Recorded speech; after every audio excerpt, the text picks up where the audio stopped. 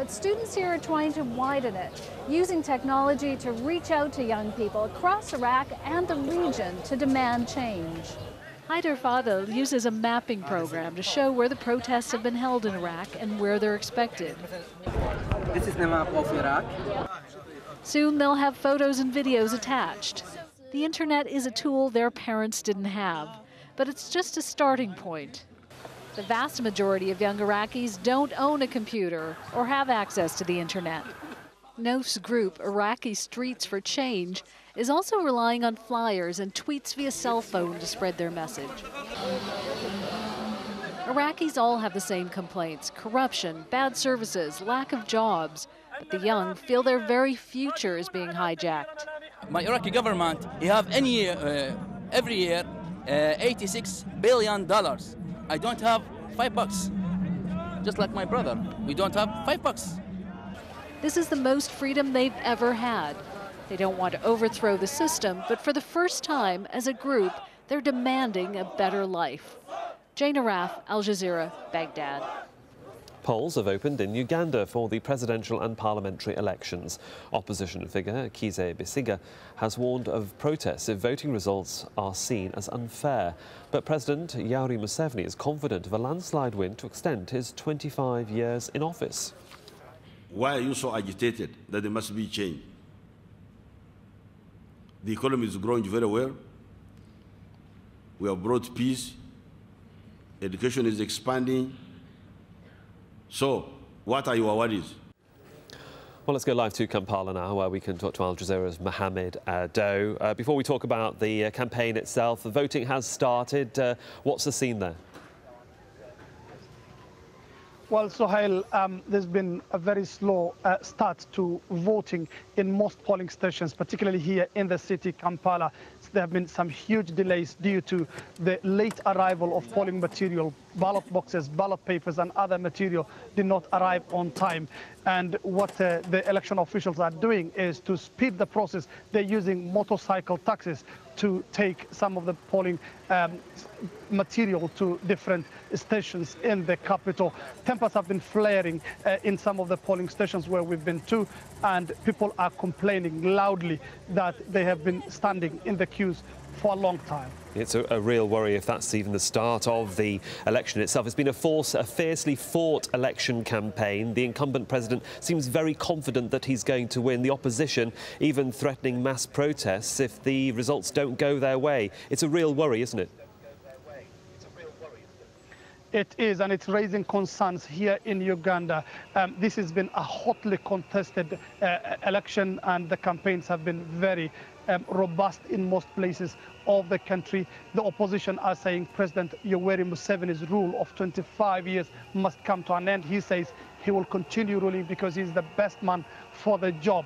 The opposition have a ploy, though. What they are trying to do is to deny President Museveni the 50+1% of votes cast. And that would automatically mean there will be a rerun, and then they want to field one candidate against him in the second round. I mean, how strong has the opposition campaign been in trying to usurp the incumbent president? He has a very strong grip on the country. Indeed, he has, and the opposition is a divided house. There are 7 candidates facing President Yoweri Museveni, but they are saying that is for the reason of trying to make sure that every of those candidates takes away the vote of his tribal areas and the tribal regions where they come from, to deny President Museveni the vote. However, President Museveni has got a very wide support, particularly in the rural areas where political awareness is very little, but also where he has initiated so much social development programs. Well, for the moment, Mohammed, thank you. We know that you're following events for us there in Kampala. Now, a Beijing court has upheld the conviction and 8-year sentence given to a Chinese-born American geologist for stealing state secrets. Xu Feng was charged in July for obtaining information on the Chinese oil industry. His appeal lawyer had argued that the information acquired about the oil industry was widely available. The US ambassador to China was in court and urged China to release Xu. This has been a long, difficult, and painful ordeal for Xu Feng, but not only for Xu, also for his wife Nan and his 2 kids, Rachel and Alex. We have remained in regular contact with his family. We ask the Chinese government to consider an immediate humanitarian release of Xue Feng, thereby allowing him to get back to his family and his way of life. He is a U.S. citizen, and we take this case very, very seriously. The American ambassador there. Well, Melissa Chan has more detail from Beijing.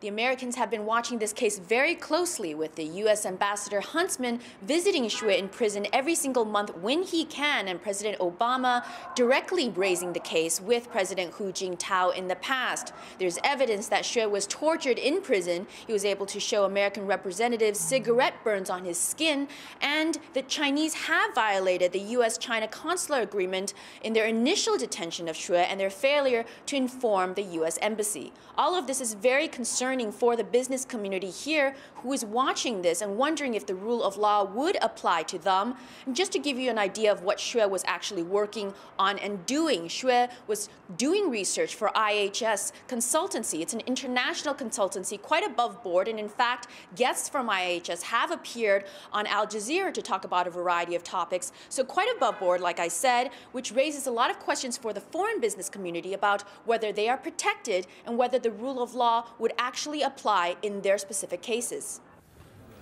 The Canadian government's computers have fallen victim to what's being called significant cyber attacks. Local media say in recent months, hackers using China-based servers have accessed an agency that advises the Canadian Army. Imtiaz Taib has more. Canadian security officials realized federal databases had been breached by a cyber attack back in January.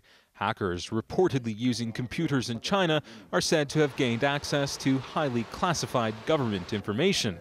It's still unclear what the hackers were looking for or what exactly they found, because the Canadian government isn't saying.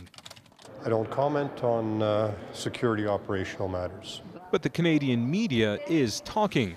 They've reported that initially it was Canada's Finance Department and the Treasury Board that were targeted. But further information obtained by journalists suggests another attack may have been launched, this time on departments responsible for national defense.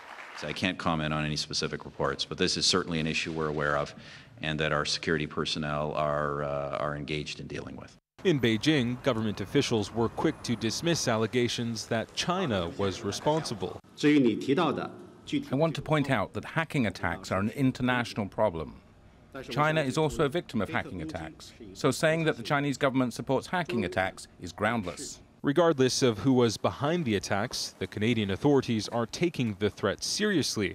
But this internet security analyst says the breach should really be seen as a blessing in disguise. It's actually a gift. We've been given something to wake us up and to possibly armor ourselves against it. There's been some suggestion the hackers were looking for secret financial information ahead of Canada's budget, which is due to be delivered next month.